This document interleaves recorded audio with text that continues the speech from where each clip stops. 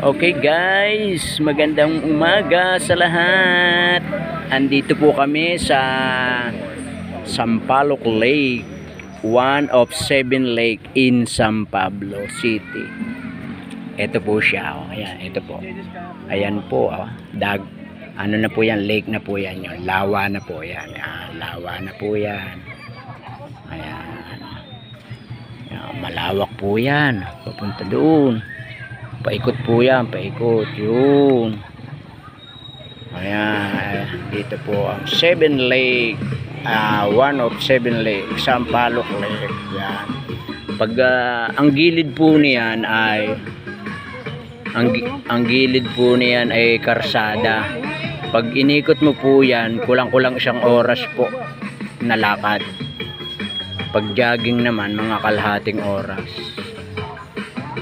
Ayan. Ayan, dito po yung mga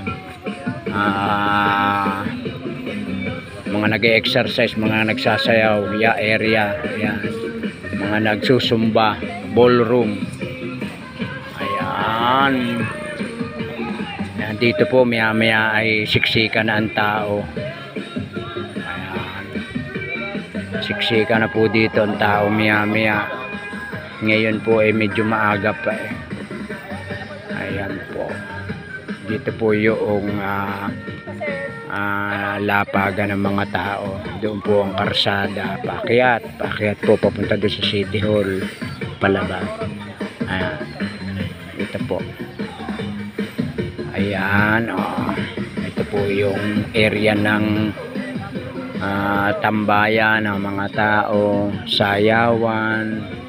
Doon po sa banda roon yung mga nagpipiknik, pwede pong kumain doon, yung mga pamilya naglalatag sila, pero marami na po doong yung mga pwesto po, yung parang cottage ba. Yan, marami po doon parang cottage. Yan, ito po. Malawak po din itong lake na to. Ito po yata ang pinakamalawak na lake sa 7 lake. Ayan, Sampaloc Lake, Bunot Lake, Palakpakin Lake, at iba pa. Hindi ko kabisado yung iba. Ayan. Malawak din po yan, oh. Ayun, oh.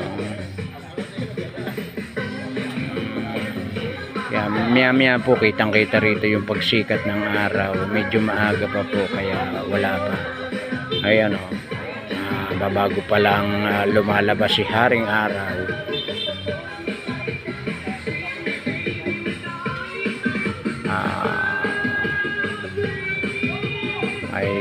Nag-uumpisa na silang mag sayawan doon. O, yun.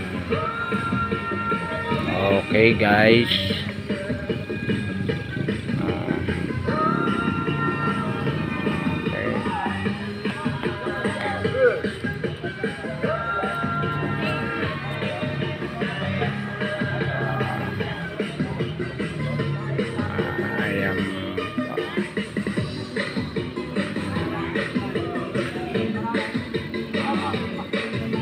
Okay guys, yun lang po guys.